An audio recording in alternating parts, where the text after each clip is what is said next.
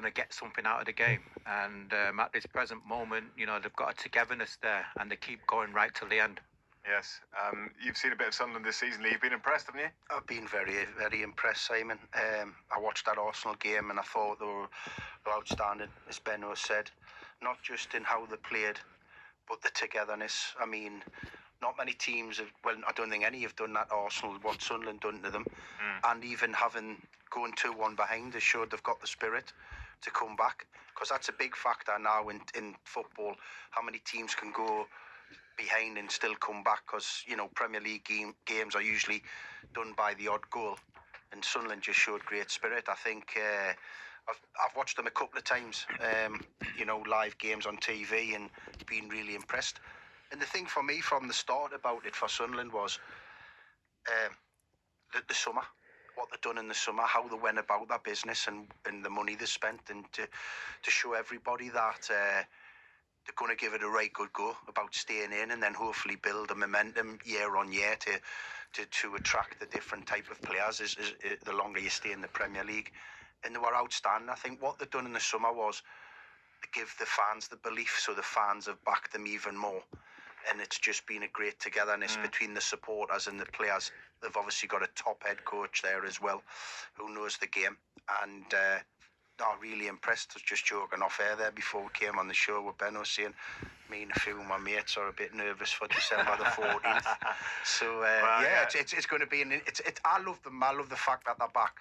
The derby matches, Newcastle, Sunderland, absolute brilliant. I want them back. I'm all for the North East clubs doing well, so I'm delighted they're back. But I think they're going to be a bit more tense and closer than probably people thought at the start of the season. Yes, definitely. I mean, here we are, Benno, midway through November, and they're in 4th position. I mean, you have to kind of pinch yourself if you look at where they were just a couple of years ago.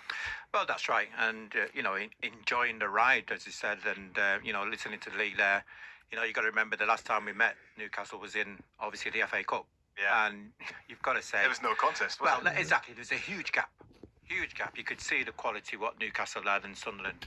And you just look at Sunderland at the present moment and Newcastle, and you're thinking, wow, how far they've come.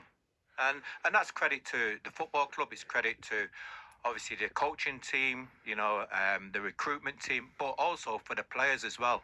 You look at some of these players who've come to the football club from all over the world. And one thing which, you hear time and time again is that they cannot believe the support and obviously the fans. And it's a real feel-good factor at the moment, isn't it, Benno? Not just on match days, not just in the games. Lots of different factors. The main one being how well the team's doing. But I guess the Kiel crossing opening on a match day, that's made a real difference, it feels like, as well. Things like that, just lifting people's spirits. And if you go into Sunderland City Centre any day of the week, or anywhere in Sunderland, you see loads more shirts now, even than ever before. And there's just a real kind of feeling of positivity now, which has been absent for obvious reasons for a long time. Well, it's a good feel factor, for the city of Sunderland. You look over especially the last 12, 24 months, how far we've come, not just on the field, but off the field as well.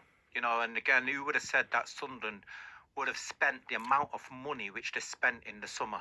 And you're thinking, wow, what's happening here? Yeah. Bringing in the players who we've brought in, usually people, when players are being mentioned that for Sunderland, so for instance, we talk about Xhaka and people saying, there's no way he's going to come here. To get him on board and then to get him to buy into what Sunderland's all about just goes to show you how far we've come. Yes, and it means that if they do try and recruit in January, you would certainly think they would be an attractive prospect at the moment, wouldn't you? Well, put it this way, Sunderland are on the map, the world map. Everybody's talking about Sunderland. And again, players now are thinking, wow, that would be a great club to go to. Now, Dan Ballard and Trey Hume have both played a big part this season, of course. They're expected to start for Northern Ireland tonight in their World Cup qualifier in Slovakia. As ever, with all the international players from both of our clubs, everyone's just hoping that they don't get injured. They have played a big part this season. Dan Ballard in particular, Benno, I think he's caught the eye. We've been having the discussion this week as to whether, if he'd kind of decided that his allegiance was going to be with England, because he was born in England, whether he'd actually be knocking on the door of the England team now. Look, for me, every team needs a Dan Ballard. And what I mean by that is somebody, what you're going to get out game after game. You know, he's somebody who'll go and head the ball. He'll put his body on the line, and you need that. You need that in your team. He seems to really enjoy that as well. Oh, yeah. Listen, that's what you're looking at. You know, you talk about good defenders, and again, good defenders are the ones who enjoy defending, putting the body on the line, getting tackles in, letting them know that they're in the game, driving your team on. But he can also be a menace in the opposition's box, as we've seen, not just with his head. Well, I just wanted to say before Benno goes on to that block he done at the end. Amazing, wasn't it? That's like a 25-yard thunderbolt going into the top corner. Because he had to cover some ground to get there. Yeah, and put his body on the line, and especially going at it like that in today's game, it's quite easy to mistime it, give a penalty away or whatever. His timing was spot on, his courage was brilliant, and like you were going to touch on there, his goal and that, but his performance was brilliant. And again, you know, it seems as though, you know, we're recycling football again. And what I mean by that is that you talk about long throws now. You're talking about, you know, getting the ball forward as quickly as possible. You're talking about having an out-and-out striker. You know, you don't usually use that, especially in the Premier League. It's usually being tippy-tappy football. Now we're talking about getting the ball in the box, and you're getting people who's attacking the ball. Old-fashioned centre-half coming up for set pieces.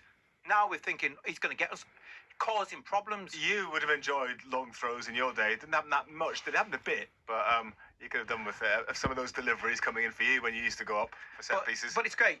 You know, we talk about Arsenal, how solid Arsenal are. But one thing is top of their list is set pieces. Yeah, that's very true. Nobody would have related that with Arsenal. No. People would have said, Arsenal, good footballing team. But I tell you what, one thing which they work on is set pieces. Some more Sunderland players on international duty as well. Usherel Truda and Robin Roofs will be hoping to be involved for the Netherlands in Poland this evening. Shamsdeen Talbi, he is in the Morocco squad, and they play Mozambique, for whom Reinildo plays. So that's a 7 o'clock kick-up. We'll keep an eye on that one. What are you laughing at? I'm laughing at, you know, you just mentioned 3 names there. Yeah. Nobody have heard of him at the start of the season. They had, no, of course. Nobody have heard of him at the start of the season. Yeah, I tell you what, now a lot of people know about him. That's where you've got to give credit to the recruitment team at Sunderland, because Benno's spot on there. Majority of the signings, I think, even though the club was in total splashing the cash, they probably hadn't heard of the players. There weren't the crazy mega fees that a lot of Premier League clubs are paying for Premier League signings now, but they've proved themselves. They've been absolutely sensational, and Ben was absolutely spot on. No one before the start of the season had probably heard of them, and they've been brilliant. So you've got to say behind the scenes, the recruitment team that's been put in place there has to be applauded. Because you would normally say, wouldn't you, maybe when you're bringing in that many players, if you get a 50% hit rate of them being decent, you've probably done quite well. But with Sunderland, it seems to be, well, if not 100%, quite close to it. When I've watched them, I've never seen a bad performer in that team, I've got to say. When I've watched a couple of games for various different reasons, whether that's their fight and their spirit, and whether that's their technical ability, etc. They've got a lot of pace, a lot of power, a lot of energy, which the modern day game is about. And Benno's quite rightly said, it's gone full circle now. The old school type of stuff, set plays, long throws, second balls. You know, it's interesting. I watch some of the Premier League games now, and some of them just from kickoffs as well. The play in the corner so they can like squeeze their opponent. It is. It's the type of stuff when we were playing, when Benno was coming through, and I came through in the late 80s, early 90s. That was part of the game, and it's you know, we had that spell where, you know, Pep had his sensational Barca team and he brought it to City, but he's even finding a new way. You know, he's reinvented himself at City, so. I think it's catching on, and it's just this. But going back to the Sun and stuff, it's just got to be. They've got to be applauded, absolutely applauded by what they've done. It's interesting, isn't it, when you're talking about football at the present moment. You know, as Lee just touched on there, in my day when you played teams like Cambridge or even a Wimbledon, one thing which we used to say, don't put the ball out for corners or throw-ins, because you know what was happening. Now it's happening again. Now, you know, for instance, this week there was the talk of the boards being where they moved. You know, we're trying to restrict people from taking long throws. You know, don't put the ball out for corners, because you know, for instance, if you're playing Arsenal, you're saying don't put it out for corners if you can. because you know what's going to come. Because again, the quality of ball, what's coming in from obviously the likes of Declan Rice. Yeah, set pieces. It's, it's huge. It's a bigger part of the game than ever, isn't it? A couple of others on international duty. Bertrand Traore is with Burkina Faso. Simon Adingra with Ivory Coast, and Eliza Mienda is with Spain's under-21s, who have a home match against San Marino tonight. Let's talk a little bit about the women's derby on Sunday afternoon at St James's Park. We're going to talk more about it later, but let's just hear a bit from the Sunderland perspective. The Sunderland head coach Mel Ray is hoping that they've put last weekend's home defeat by Portsmouth behind them. But is a derby the best game to have after the defeats of the last couple of weeks? I'm hoping it is. What a fixture to go and put it right.